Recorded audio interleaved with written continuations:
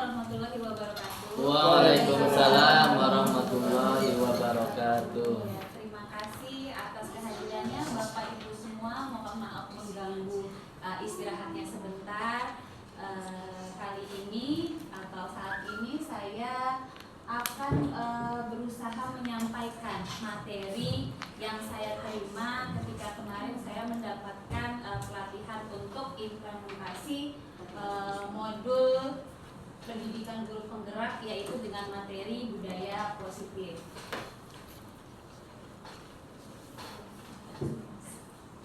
Ya, agendanya ataupun tahapan-tahapannya pada budaya positif sebelum penjelasannya yaitu apa saja. Yang pertama ada disiplin positif dan nilai-nilai kebajikan universal. Yang kedua yaitu ada teori motivasi, hukuman, dan penghargaan.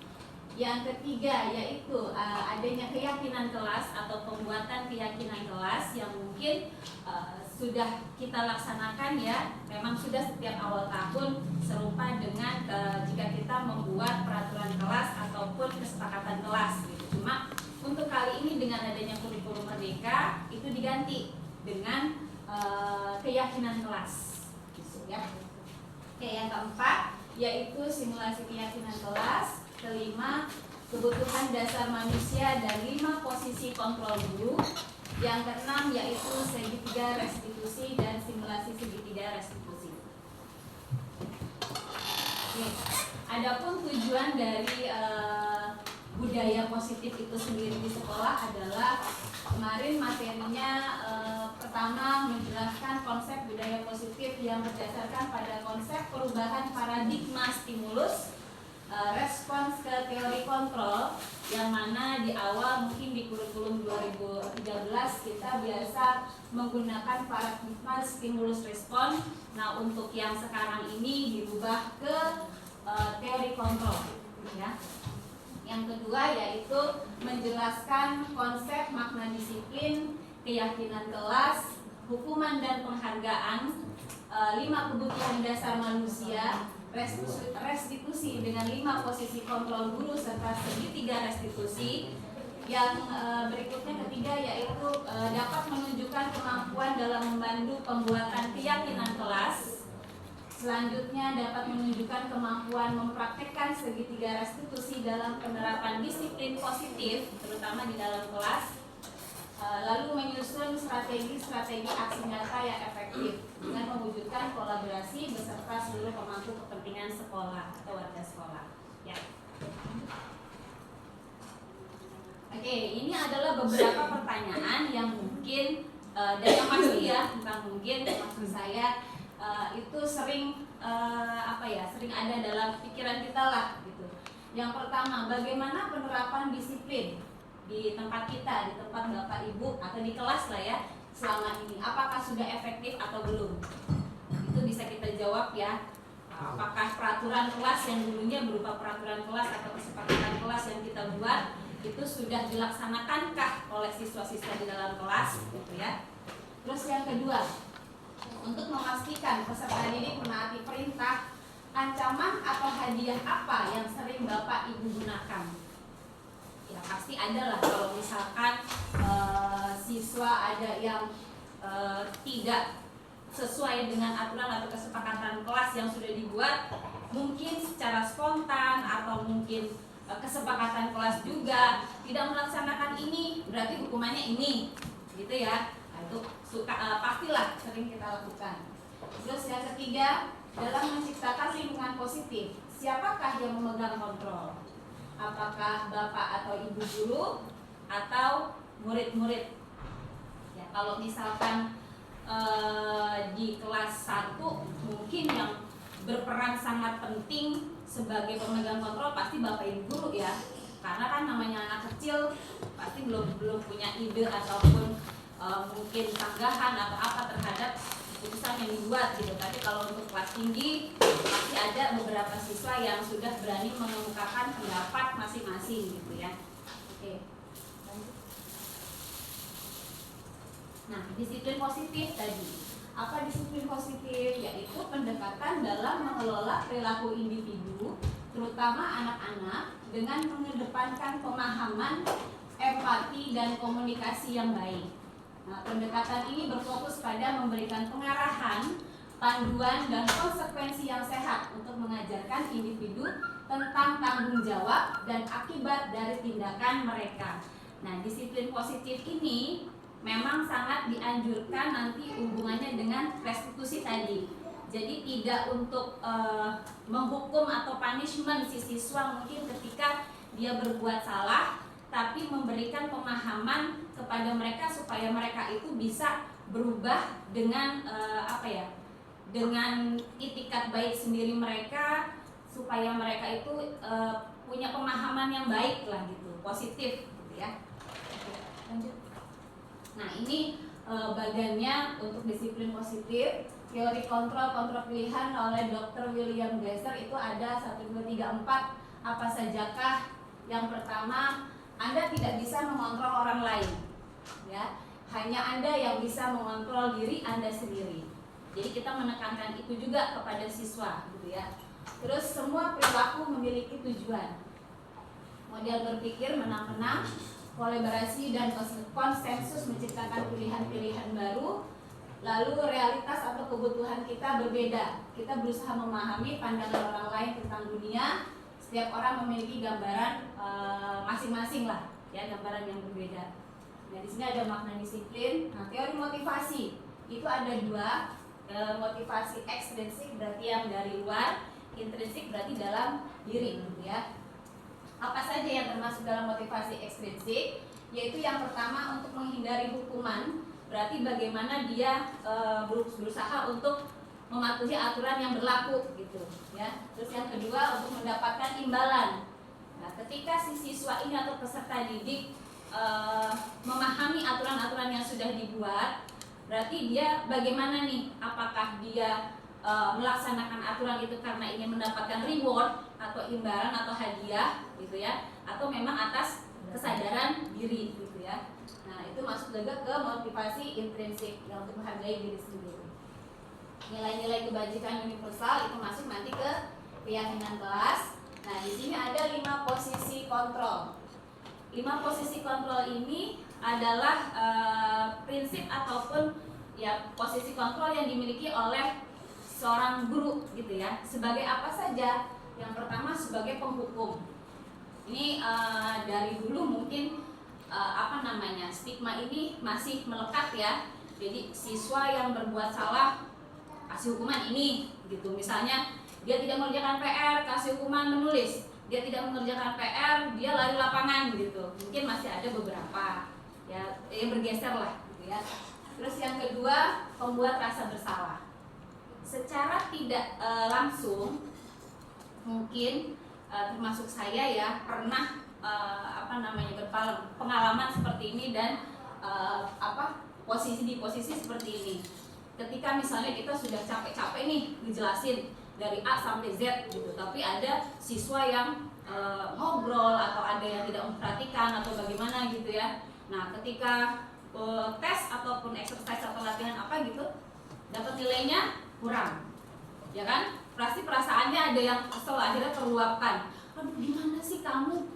Tadi ibu sudah jelaskan ini dari A sampai Z, tapi kamu nggak dengerin, terus hasilnya cuma segini. Berarti kamu nggak menghargai ibu. Nah, berarti kita memberikan rasa bersalah kepada si siswa, gitu ya. Nah, itu berarti salah satu posisi kontrol itu memang ada gitu. Terus yang ketiga sebagai teman. Sebagai teman semua pasti punya sifat seperti itulah. Kita menganggap murid kita itu ya perilakunya seperti teman lah, terutama mungkin untuk kelas tinggi. Kadang ada yang punya masalah, terus kita dekati gitu ya. Jadi kita bisa tahu pribadi siswa seperti apa, kesulitan dia seperti apa, ya. Nah, itu posisi sebagai teman. Yang keempat, pemantau. Pemantau itu misalnya gini, si siswa ini dalam suatu pelajaran, dalam suatu subjek dia kurang misalnya, gitu ya. Nah, kita melihat kekurangan dia. Dia kurangnya di mana nih? Apakah dia kurang paham mengenai materi ini kah? Ataukah dia kurang paham mengenai yang mananya gitu. Nah, kita memantau terus bagaimana dia ada perubahan atau tidak setelah kita berikan mungkin remedial gitu ya.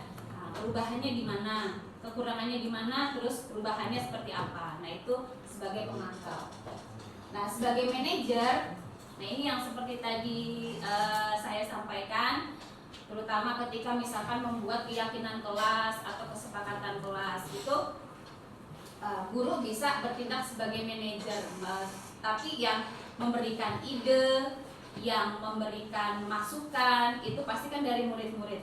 Kesepakatannya itu seperti apa? Oh, Bu, nanti aturan pertama berarti tidak boleh bolos terlalu sering misalnya gitu, ya. Lalu aturan kedua hukumannya jika ini gitu kan. Nah, yang meluruskan atau yang memberikan ibaratnya masukan yang terakhir lah sebagai solutionnya itu pasti seorang guru. Makanya guru itu bertindak sebagai manajer yang mengontrol keadaan atau situasi dalam kelas gitu ya. Oke. Nah, ini di segi 3 restitusi nanti ada apa saja? Ada 3 poin. Ya, terutama ini dilakukan ketika siswa itu mempunyai masalah atau bermasalah. Ya. Yang pertama adalah menstabilkan identitas, kedua validasi kebutuhan, yang ketiga menanyakan keyakinannya. Ya, jadi ada 3 poin di segitiga restitusi. Selanjutnya yaitu 5 kebutuhan dasar manusia. Apa saja 5 kebutuhan dasar manusia? Yang pertama untuk bertahan hidup. Ya, kita semua mau orang dewasa ataupun anak-anak itu pasti punya kebutuhan dasar. Misalnya ya untuk yang pertama kebutuhan untuk bertahan hidup. Misalnya kalau orang dewasa ya dengan bekerja, kalau anak-anak di lingkungan kelas untuk eksistensi kadang ya dia gimana caranya supaya dia bisa diterima dalam satu kelas gitu. Nah, yang kedua penguasaan, yang ketiga kasih sayang dan rasa diterima, keempat kesenangan, dan kelima kebebasan. Nah, ini sedikit perubahan paradigma stimulus respon ke teori kontrol. Ini yang stigma lama ya, stimulus responnya. Setiap orang memiliki realitas atau kebutuhan yang sama. Ya, lalu yang teori kontrol yang saat ini harus dirubah, kita harus punya pemikiran bahwa setiap orang itu memiliki realitas atau kebutuhan yang berbeda. Dalam artian misalnya nih, satu kelas itu kan pasti kebutuhannya beda-beda. Siswa yang A mungkin dia kurang dalam matematika, siswa yang B mungkin dia kurang dalam IPA. Jadi kita tidak bisa menyamakan kebutuhan dari setiap siswa di dalam satu kelas, gitu ya. Terus semua orang melihat yang sama, itu yang di awal yang harus dirubah adalah setiap orang memiliki gambaran yang berbeda. Yaitu sampai dengan model berpikir menang atau kalah. Berarti kalau untuk yang sekarang itu model berpikir menang. Jadi tidak ada yang kalah. Ibaratnya kalaupun misalkan ada anak disuruh presentasi ke depan, ayo, atau mengemukakan pendapat, tidak ada dan tidak boleh kita menyalahkan pendapat anak gitu. Jadi semua pendapat itu ditampung, semua pendapat itu benar gitu. Meskipun nanti ada penguatan yang dilakukan oleh guru sebagai manajer. Ya. Nah, ini adalah nilai-nilai kebajikan universal. Beberapa institusi atau organisasi pendidikan di bawah ini telah memiliki contoh nilai-nilai kebajikan yang diyakini dan disepakati bersama. Salah satunya adalah nilai-nilai kebajikan atau prinsip-prinsip yang ingin dicapai oleh setiap anak Indonesia yang dikenal dengan profil pelajar Pancasila. Ini ada 6 ya, seperti yang sudah kita ketahui. Yang pertama, beriman, bertakwa kepada Tuhan Yang Maha Esa dan berakhlak mulia. Kedua, mandiri. Ketiga, bernalar kritis. 4, berkebinekaan global. 5, bergotong royong. 6, kreatif. Nah, dari ke-6 profil pelajar Pancasila ini, kita bisa nanti mengaplikasikannya ketika kita membuat keyakinan kelas. Umpama nanti sebagai contoh lah ya. Misalnya gini, satu aja. Kita membuat keyakinan kelas, siswa berdoa di awal pelajaran dan di akhir pelajaran. gitu ya. Berarti salah satu dari poin profil pelajar Pancasila ini sudah kita terapkan. Yang mana? Oh, itu yang poin pertama gitu.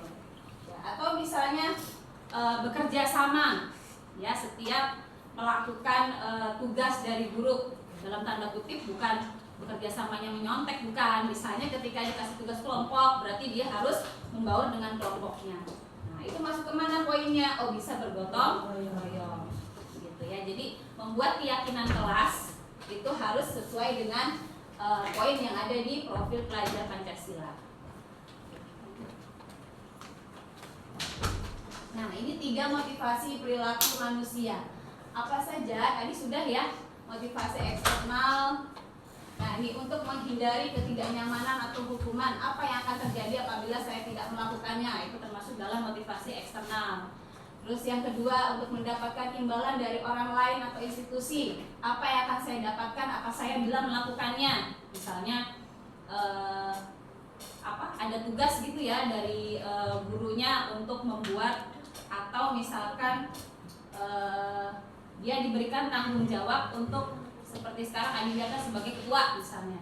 Nah, dia melakukannya harusnya dengan tanggung jawab dari dalam diri sendiri, gitu ya. Tapi kalau dia misalkan ingin mendapatkan imbalan atau reward, oh saya biar dapat nilai bagus nih, oh saya biar bisa dikenal nih, oh saya biar dapat hadiah nih dari bu guru atau pak guru. Nah, itu berarti termasuk dalam motivasi eksternal. Terus yang ketiga, untuk menghargai diri sendiri. Saya akan menjadi orang seperti apa bila saya melakukannya. Misalnya, saya berarti harus nggak boleh telat nih datang ke sekolah, gitu ya. Nah, berarti itu sebagai apa? Menghargai diri sendiri. Dia pengen dirinya itu bisa menjadi orang yang bertanggung jawab, gitu. Saya adalah orang yang bertanggung jawab. Saya bisa menjadi siswa yang baik, teladan. Nah, berarti saya harus tidak boleh telat, gitu. Itu menghargai diri sendiri. Contohnya, oke. Nah, ini perbedaan antara hukuman, konsekuensi, dan restitusi. Contohnya salah satu saya sebutkan di sini ya. Misalnya sesuatu yang menyakitkan itu hukuman, harus terjadi akibat tindakan yang dilakukan. Seperti yang tadi jelas sudah saya gambarkan. Misalnya ada siswa yang hari Senin tidak berpakaian lengkap misalkan, gitu ya. Terus dihukumnya harus lari lapangan misalnya. Nah, itu adalah hukuman, konsekuensi. Atau dia telat datang ke sekolah 15 menit atau 20 menit gitu datang. Hukumannya adalah mungkin membersihkan WC misalnya. Itu termasuk dalam hukuman, ya. Kalau konsekuensi itu sesuatu yang harus terjadi akibat tindakan yang dilakukan. Jadi gini, misalnya dia tidak mengerjakan PR, dia tidak gurunya tidak memberikan hukuman kamu harus menulis 100 kata atau 1 buku penuh misalnya. Kalau itu kan hukuman. Kalau konsekuensinya misalnya, oh dia harus sadar kamu tidak mengerjakan PR nih, berarti nilai pelajaran kamu kosong atau nilai pelajaran kamu berkurang, gitu ya. Itu konsekuensi.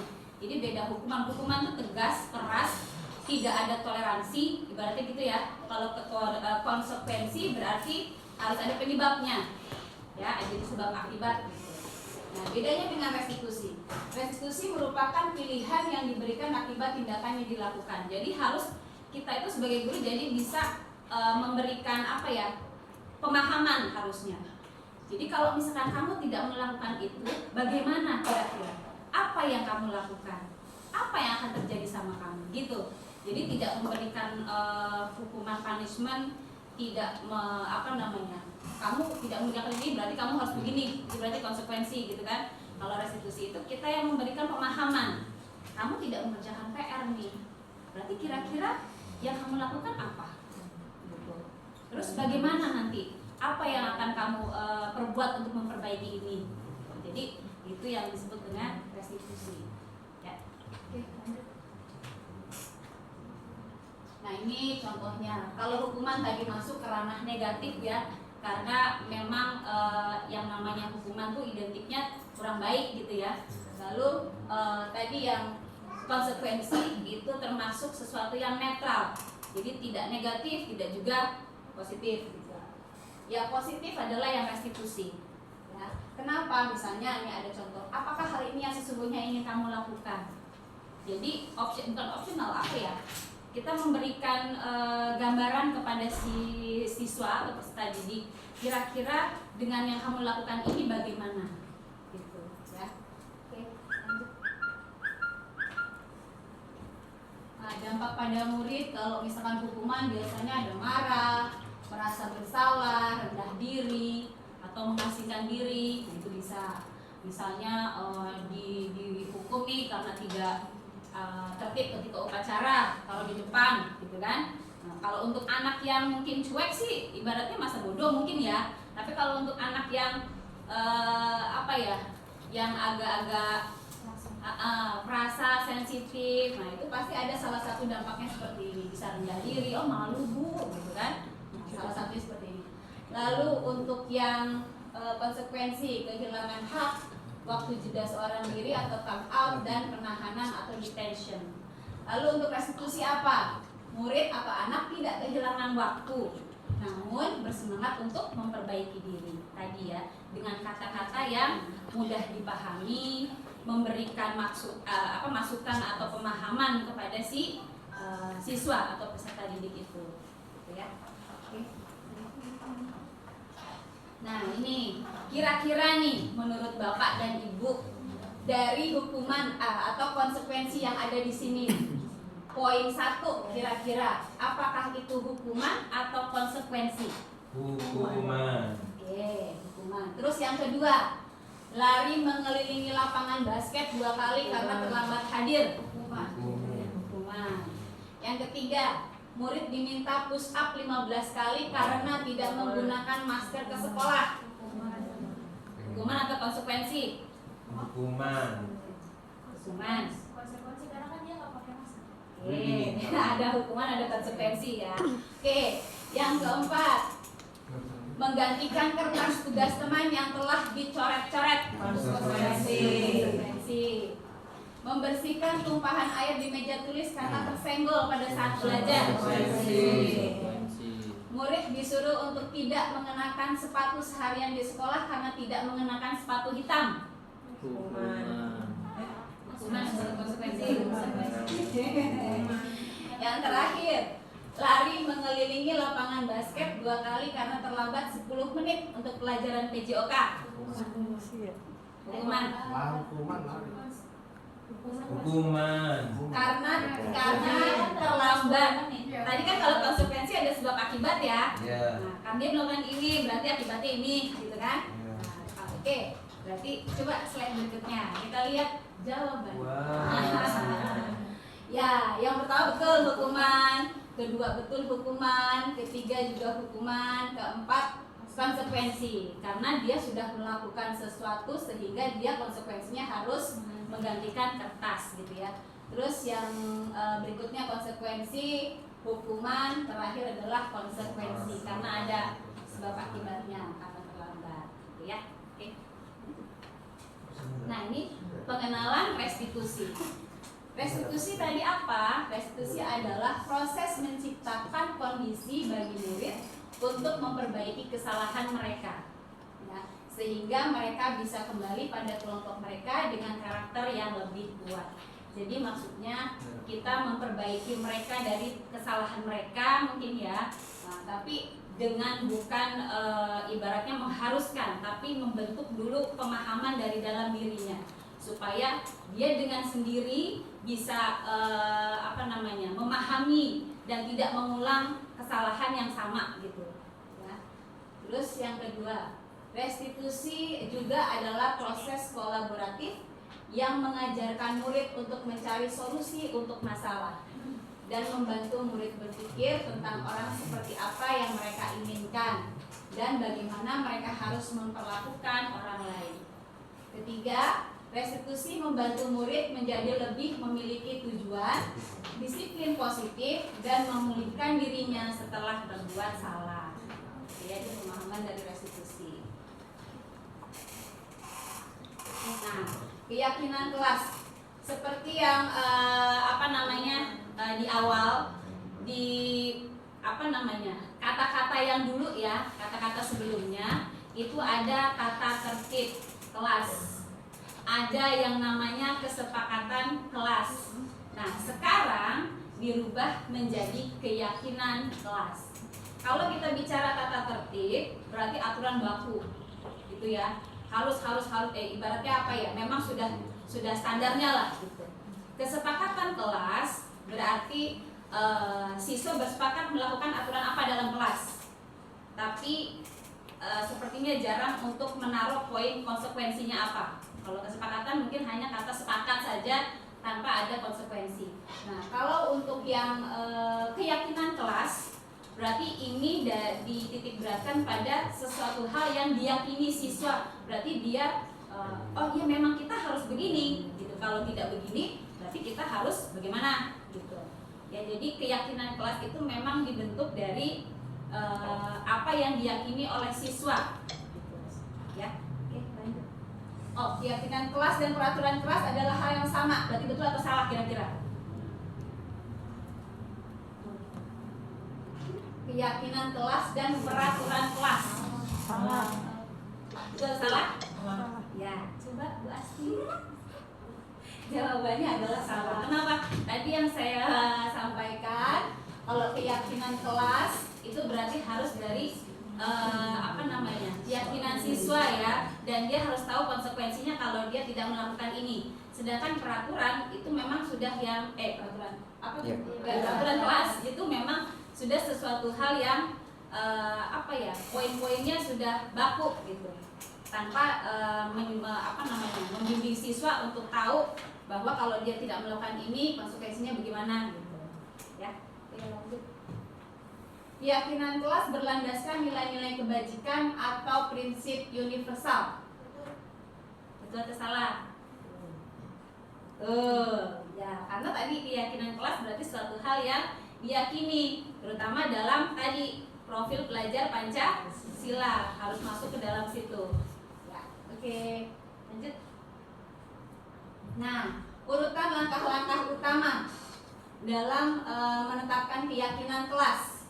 Kira-kira nih dari 1, 2, 3, 4, 5, 6 poin, yang mana nomor 1, 2, 3, 4, 5, 6? Mana yang awalnya harus kita lakukan dalam membuat keyakinan kelas? Pertama kali berarti kita harus ngapain? Apakah berdiskusi dulu? Berdiskusi mengenai gambaran perilaku yang mencerminkan keyakinan kelas. Berarti diskusi dulu dengan siswa. Terus apakah mengubah peraturan-peraturan menjadi kalimat yang lebih positif? Apakah meninjau ulang keyakinan kelas dari waktu ke waktu? Apakah berdiskusi memunculkan peraturan-peraturan yang perlu ditaati? Apakah berdiskusi mengenai peran seluruh warga kelas atau menyaring peraturan-peraturan yang menjadi nilai kebajikan? Kira-kira yang di awal banget, di awal sekali itu urutan yang mana? Yang mana? Ya, berdiskusi memunculkan peraturan-peraturan yang perlu ditaati warga kelas. Berarti di awal itu kita harus bersama dengan siswa-siswa kira-kira yang akan kita terapkan di kelas itu keyakinan-keyakinannya poinnya apa saja ya nak? Misalnya, oh ini Bu harus mengerjakan PR ya, atau misalkan berpakaian rapi atau membuang sampah pada tempatnya. Jadi anak-anak yang disuruh untuk memberikan ide-ide mengenai peraturan apa kira-kira atau keyakinan apa kira-kira yang akan ditulis di dalam kelas. Nah, terus yang kedua kira-kira apa setelah berdiskusi memunculkan?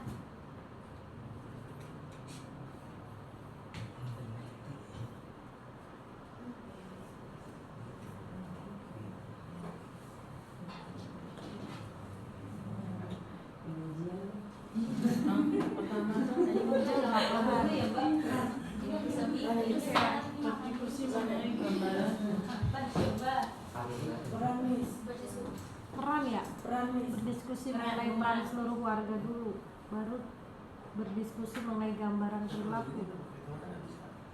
Apa baik mana dulu? Antara ini atau ini. Kalau meninjau ulang itu pasti yang belakangan. ya. Diskusi mengenai gambaran perilaku ya. Nah, mengenai Gambaran apa peran seluruh warga? peran seluruh warga. Menurut biasanya Setelah terjadi ada. Oke, coba pasti biar pusing. Jawabannya yang pertama. Butias. Yang pertama berdiskusi memunculkan peraturan. Ya, yang pertama benar, berdiskusi memunculkan peraturan-peraturan yang perlu ditaati warga kelas. Lalu berikutnya, mengubah peraturan menjadi kalimat yang lebih positif. Ketika sudah ada aturan yang dikeluarkan, mungkin anak-anak kan dengan kata-kata yang seininya mereka gitu ya, belum menggunakan kata yang bagus. Nah, dalam membuat keyakinan kelas itu dihindari kata-kata tidak atau dilarang. Misalnya dilarang membuat sampah sembarangan, jangan pakai dilarang, tapi membuang sampah pada tempatnya, gitu ya. Jadi disarankan atau memang tidak boleh menggunakan kata-kata yang konotasinya negatif, tidak dilarang, itu sebaiknya tidak ya, atau dihindari. Oke, lanjut yang ketiga berarti ya menyaring peraturan-peraturan menjadi nilai-nilai kebajikan atau keyakinan kelas. Yang keempat, berdiskusi mengenai gambaran perilaku yang mencerminkan keyakinan kelas. Yang kelima, berdiskusi mengenai peran seluruh warga kelas. Dan yang terakhir baru meninjau. Nah, biasanya meninjau ulang keyakinan kelas itu seharusnya atau sebaiknya dilakukan paling tidak tiap semester. Apakah semester ini sudah berjalan keyakinan yang kita buat? Kalau sekiranya memang belum ya, ataupun memang banyak ya keyakinan yang tidak dilaksanakan, alangkah baiknya direvisi atau dilakukan pengulangan ya. Nilai-nilai kebajikan menekankan pada keyakinan seseorang akan lebih memotivasi seseorang lebih dalam. Murid-murid pun demikian, mereka perlu mendengarkan dan memahami arti sesungguhnya tentang peraturan-peraturan yang diberikan. Apa nilai-nilai kebajikan di balik peraturan tersebut. Nah, kebutuhan dasar manusia dan 5 posisi kontrol guru. Ada 5 kebutuhan dasar manusia. Tadi ya ada 5 apa saja? Kesenangan, rasa sayang, cinta, kasih sayang, terus apa lagi? Ada apa lagi? Kebebasan. Ya, apa lagi? Kebahagiaan. Terus apa lagi? Coba di klik Bu Asti. Nah, ya. Kesenangan, cinta dan kasih sayang, kebebasan, penguasaan, keberkahan hidup. Ya, 5 kebutuhan dasar manusia. Oke, lanjut. Nah, kesenangan berarti kebutuhan untuk rasa senang. Ya. Ya, cinta dan kasih sayang kebutuhan untuk diterima atau memberi dan menerima kasih sayang. Kebebasan kebutuhan akan pilihan, kemandirian dan otonomi. Penguasaan kebutuhan pengakuan atas kemampuan atau prestasi yang diakui. Bertahan hidup kebutuhan fisiologis dari rasa lapar dan lain-lain. Bias banget itu nomor 5. Lapar sih lu dia. Nah, ini 5 posisi kontrol guru penghukum. Ini contohnya ya. Patuhi aturan saya atau nah itu ya penghukum. Atau kamu selalu saja salah. Nah, itu penghukum. Pembuat merasa bersalah tadi ya. Ibu sangat kecewa sekali dengan kamu. Nah, berarti otomatis muridnya kan merasa bersalah. Oh iya ya, kasihan guru saya gitu. Berapa kali Bapak harus memberitahu kamu ya? Gimana coba kalau orang tua kamu tahu kamu berbuat begini? Nah, itu salah satu poin dari posisi guru sebagai pembuat merasa bersalah. Teman, ayo bantulah ganti Bapak ya. Kata-katanya, ayo ingat tidak bantuan Bapak selama ini. Ya sudah, kali ini tidak apa-apa, nanti Ibu bantu bereskan. Atau misalkan, ya sudah, misalnya kamu tidak usah ikut ekskul ini dulu, nanti biar Ibu yang mengizinkan. Mungkin karena ya, sakit atau berhalangan apa. Memantau, peraturannya apa yang telah kamu lakukan, sanksi atau konsekuensinya apa, itu salah satunya. Manajer, misalnya apa yang kita yakini, apakah kamu meyakininya, atau jika kamu meyakininya, apakah kamu bersedia memperbaikinya. Itu salah satu contoh kalimat dari seorang guru sebagai manajer. Nah, segitiga restitusi. Yang terakhir, ini yang dimaksud dari segitiga restitusi. Ada 3 poin. Yang pertama, menstabilkan identitas, lalu validasi tindakan yang salah, dan menanyakan keyakinan. Itu termasuk dalam segitiga restitusi. Misalnya untuk menstabilkan identitas, nih setiap orang pasti pernah melakukan kesalahan. Nah, terus kamu bukan satu-satunya yang pernah melakukan ini. Ya, menstabilkan identitas. Jadi maksudnya kita sebagai penetral dulu, gitu ya, supaya emosionalnya mungkin biar dia stabil, gitu. Ya. Oke, lanjut. Ini tadi ya, menstabilkan, validasi tindakan yang salah, lalu menanyakan keyakinan. Lanjut.